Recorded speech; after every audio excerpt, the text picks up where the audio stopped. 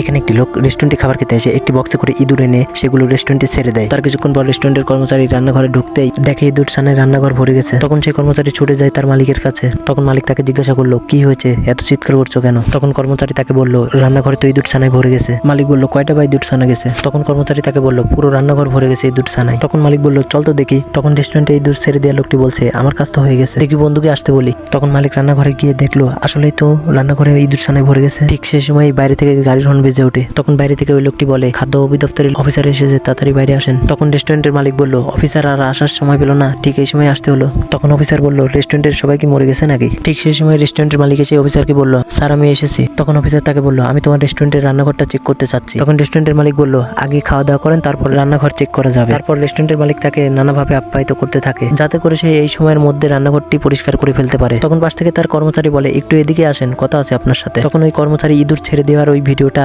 মালিককে দেখায়। তখন মালিক কর্মচারীকে বলল, এই ইঁদুর ছেড়ে দেওয়ার কারণটা কি, দাঁড়াও একটু ভেবে নেই। তখন মালিক ভেবে বুঝতে পারলো আসলে এই কাজটা কারা করেছে।